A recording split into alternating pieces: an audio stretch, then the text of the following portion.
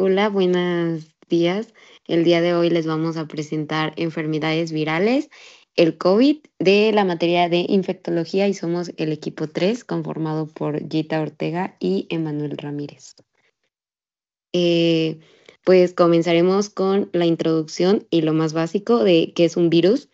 Un virus es un agente infeccioso microscópico que no puede replicarse por sí mismo. Para multiplicarse necesita invadir una célula y utiliza su maquinaria para producir nuevas partículas virales. Los virus están compuestos por material genético, ya sea de ADN o de ARN, rodeado por una cápside proteica y algunos llegan a poseer una envoltura lipídica adicional.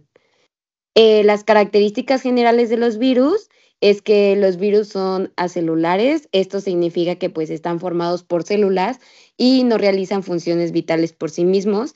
Estos llegan a ser específicos de especies y tipos celulares, es decir, que cada virus infecta a cierto organismo y a tipos de células y su tamaño llega a variar. Por lo general son mucho más pequeños que las bacterias. El mecanismo de replicación viral, el ciclo de replicación viral consta pues de varias etapas. Primero está la adhesión, que es cuando el virus se une al receptor específico en la superficie de la célula huésped. Después tenemos la penetración, que es cuando el virus o su material genético entran en una célula. Tenemos el desnudamiento, que es cuando se libera el material genético viral dentro de la célula. Después está la replicación, que es cuando el material genético viral se replica utilizando la maquinaria celular. Tenemos como quinto paso el ensamblaje, que es cuando este virus se ensambla a nuevas partículas virales. Y por último tenemos la liberación, que es cuando los nuevos virus salen de la célula y a menudo pues destruyéndola en el proceso. La clasificación de los virus, pues se clasifican según varios criterios. Tenemos el tipo de material genético, que puede ser tanto ADN o ARN de cadena simple o doble. Tenemos la presencia de envoltura, que es cuando virus envueltos o no envueltos. La forma de simetría, que puede ser helicoidal, icosaédrica o compleja. Eh, Tenemos los modos de replicación y hospederos específicos y el tipo de huésped que infecta, que puede ser humanos, animales o bacterias. Pues la historia y el origen del COVID-19, pues la aparición del SARS-CoV-2, esta fue en diciembre del 2019. Esto se identificaron casos de neumonía desconocida en Wuhan, China, y pues posteriormente se descubrió que eran causados pues por un nuevo coronavirus, que este fue denominado como SARS-CoV-2 y este es el responsable de la enfermedad de COVID-19. La OMS declaró la pandemia del COVID-19 en la fecha del 11 de marzo del 2020. La hipótesis sobre su origen, pues existen varias teorías sobre el origen de SARS-CoV-2. Está el origen zoonótico, que es cuando el virus habría pasado de un animal, que este llega a ser, o se dice normalmente que es un murciélago, a humanos, y directamente o a través de un huésped intermediario. Esta es la teoría que más se llega a respaldar científicamente. Y también tenemos la fuga de laboratorio, que aunque consideran extremadamente improbable, pues por la OMS, esta teoría sugiere que el virus pudo haber sido escapado, pues se pudo haberse escapado de un laboratorio, aunque pues justo no hay una evidencia concluyente, pero pues está llegando a ser investigado. La comparación con otros coronavirus es que el SARS-CoV-1, que esta llegó a ser en el 2002 y 2003, esta causó el síndrome respiratorio agudo severo, que es el SARS. Esta igual se llegó a originar en China y tuvo una letalidad del 10%, pero se pudo controlar rápidamente. Después tenemos el MERS-CoV, que pues causa el síndrome respiratorio de Oriente Medio, o también llamado como MERS. Este se originó en Arabia Saudita y llegó a ser de muy alta letalidad y de alrededor del 35%, pero su transmisión era muy baja. Y pues el SARS-CoV-2, que llega a ser mucho más transmisible que los otros dos anteriores, pues tiene una letalidad menor, pero pues con un impacto global mucho mayor, ya que pues como ya mencioné, llega a ser más transmisible y es responsable de la pandemia importante del siglo XXI. Y en el SARS-CoV-1 y el MERS-2 pertenecen pues a la misma familia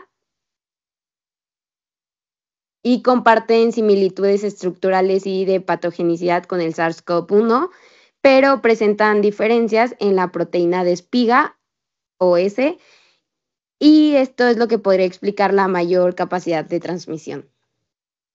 El agente etiológico, pues por estructura y genoma, el SARS-CoV-2 es el virus del ARN de cadena simple y sentido positivo. Su genoma codifica varias proteínas, incluyendo la proteína S o de espiga, que esta es la que permite la entrada del virus en las células humanas al unirse al receptor AC2. También está la proteína M de membrana, la E envoltura y la N de nucleocápside, y este participa en la estructura y el ensamblaje del virus. La proteína N es la que envuelve el ARN viral y la M es en la estructura. Los mecanismos de entrada a las células es que por la proteína S del SARS-CoV-2 se une al receptor ACE2, que está en la superficie de las células humanas y facilita la entrada del virus mediante la endocitosis. Y una vez ya dentro, pues el virus llega a liberar su ARN, que es traducido y replicado para producir nuevas partículas virales. La transmisión del virus, pues el SARS-CoV-2 se transmite principalmente a través de gotas respiratorias, que esta es expulsada al toser, al estornudar o al hablar, por aerosoles, que son partículas más pequeñas, que estas pueden llegar a pertenecer suspendidas en el aire y especialmente en espacios cerrados o mal ventilados, y por contacto directo, o sea, con superficies contaminadas, seguido de tocarse la cara o especialmente los ojos, la nariz o la boca. Las manifestaciones clínicas se dividen en síntomas leves, moderados y graves. Los leves, pues, es fiebre, tos seca, fatiga, pérdida del gusto o olfato, congestión nasal, dolor de cabeza y dolores musculares. En moderado es principalmente justo la dificultad respiratoria leve o moderada, saturación de oxígeno que normalmente van entre el 90 y el 94%, llegan a tener fiebre persistente, tos intensa, dolor torácico leve, y en estos casos pueden llegar a requerir una atención médica, pero no de hospitalización urgente. Y de síntomas graves, pues tenemos neumonía severa, síndrome de dificultad respiratorio agudo, y también llegan a sufrir fallo multiorgánico. La hipoxia, la saturación, llegan a tener hipoxia y una saturación menor pues del 90%. Y en estos casos pues ya necesitan hospitalización y en muchos de los casos llegan a necesitar una ventilación mecánica. Tenemos igual un COVID-19 asintomático, que algunas personas infectadas pues no presentan síntomas, pero se puede transmitir el virus a otros. Aún así, pues justo este virus puede llegar a ser transmisible y el porcentaje de casos asintomáticos llegó a variar mucho, pero se dice que fue entre el 20 y el 40%, según los estudios que se hicieron. Y una de las razones por las que el virus se propaga más rápidamente, ya que justo pues como no llegamos a sentir síntomas, no llegamos a tener síntomas, pensamos que no estamos infectados. Las complicaciones, pues pueden incluir síndrome respiratorio agudo, como este puede causar trombosis venosa o arterial o daños multiorgánicos y un COVID prolongado, o sea, síntomas que persisten semanas o meses después de la infección inicial, como fatiga, dificultad para concentrarse y problemas respiratorios. Los grupos de riesgo, eh, donde se desarrolla más grave el COVID, es en adultos mayores, o sea, mayor de 60 años, personas con enfermedades crónicas como diabetes, hipertensión, enfermedades cardiovasculares, respiratorias crónicas, obesidad, inmunosupresión, mujeres embarazadas y, y personas no vacunadas. Para el diagnóstico tenemos varias pruebas para poder detectar el SARS-CoV-2. Está la PCR, la reacción de cadena de la polimerasa. Esta detecta el material genético del virus y se realiza con un hisopo nasofaringeo o de saliva y esta llega a ser más sensible y específica.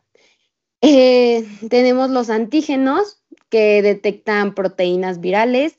Estas ofrecen resultados rápidos, pero no son tan sensibles como las de PCR y los resultados salen aproximadamente entre 15 a 30 minutos. Es útil pues en contextos de tamizaje rápido o sobre todo de brotes.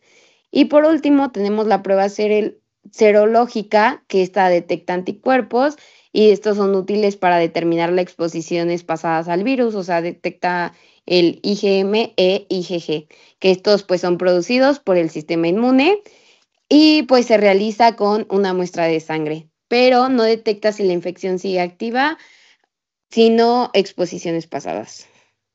Y para la prevención tenemos las medidas de higiene, que son lavado de manos frecuente con agua y jabón, mínimo 20 segundos. Este es fundamental para prevenir la transmisión del virus. El uso de gel antibacterial, al menos el 60% de alcohol. Evitar sobre todo tocarnos la cara, especialmente los ojos, nariz y boca. Y toser o estornudar en el pliegue del codo o en un pañuelo desechable.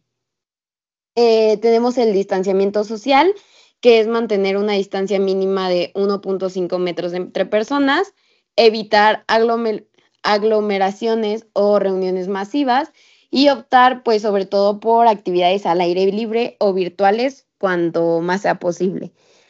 Y ventilación en espacios cerrados, o sea, abrir las puertas y las ventanas para así que pueda circular más el aire. Utilizar ventiladores o filtros EPA si este llega a ser muy necesario. Y pues la buena ventilación pues nos ayuda a disminuir las concentraciones de aerosoles potencialmente infectados, ¿no? Y pues por último tenemos la vacunación. Las vacunas pues contra el COVID han demostrado pues ser efectivas pues para prevenir enfermedades graves, hospitalizaciones, incluso pues hasta muertes. Y es importante que tengamos completo nuestro esquema de vacunación para así poder recibir las dosis de refuerzo recomendables.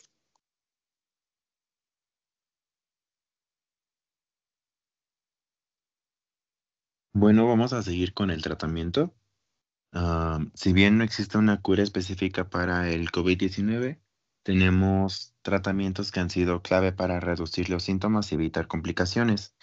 Entre ellos están los antivirales como Remdesivir y Paxlovid, que ayudan a impedir la replicación del virus. En casos graves tenemos corticoides como la dexametasona, que ayuda a controlar la inflamación pulmonar. Tenemos oxigenoterapia para los pacientes con dificultad respiratoria y anticoagulantes para prevenir trombosis, que es una complicación frecuente. Del lado de las vacunas, estas han sido una herramienta fundamental. Tenemos diferentes tipos, las que utilizan ARN mensajero, como lo son Pfizer y Moderna, los que usan vectores virales como AstraZeneca y Sputnik 5, y las de virus inactivado como Sinovac y Sinopharm. Gracias a estas se logró reducir la gravedad de los casos, las hospitalizaciones y las muertes, especialmente en los grupos vulnerables. Como sabemos, los virus evolucionan y este ha dado lugar a variantes como la alfa, la beta, la delta y el omicron y sus sublinajes. Algunas de estas variantes han sido más contagiosas, aunque la vacunación ha ayudado a mitigar sus efectos. La aparición de nuevas variantes nos recordó lo importante que es la vigilancia epidemiológica constante. En cuanto al impacto global, la pandemia afectó múltiples niveles, provocó la saturación de hospitales, millones de muertes, crisis económica y aumento del desempleo. También tuvo un profundo efecto psicológico. Muchas personas experimentaron ansiedad, depresión o soledad. Y aquí, bueno, se nos había comentado que incluyéramos el síndrome de Saba, que es un fenómeno bueno, que se observó anecdóticamente en algunas personas en situación de calle o con trastornos psiquiátricos. Este se relaciona, bueno, con el COVID, mucho en la mayor vulnerabilidad a contagios, comorbilidades y condiciones crónicas. Hablando del COVID-19 en México, el primer caso confirmado fue en febrero de 2020. Se implementaron medidas como la suspensión de clases presenciales, confinamientos y uso obligatorio de cubrebocas, y en diciembre de ese mismo año inició la campaña de vacunación. Hasta hoy se sigue aplicando la vacuna de refuerzo, especialmente a grupos vulnerables. Y bueno, hablando de COVID globalmente, ha dejado de ser esta una emergencia internacional, pero sigue presente. Se considera una enfermedad endémica en muchas regiones y la experiencia nos dejó una gran lección, la importancia de estar preparados, de invertir en ciencia y salud pública y de actuar con solidaridad global. Para cerrar con conclusiones, el COVID-19 demostró cómo un virus puede transformar nuestra vida, nuestra forma de vivir, trabajar y relacionarnos, pero también nos enseñó que la cooperación, la ciencia y la prevención son nuestras mejores defensas frente a las amenazas globales y que en medio de la crisis, incluso las historias más invisibles como las del síndrome de Saba pueden revelarnos el lado más complejo y profundo del ser humano. Eso sería todo y muchas gracias.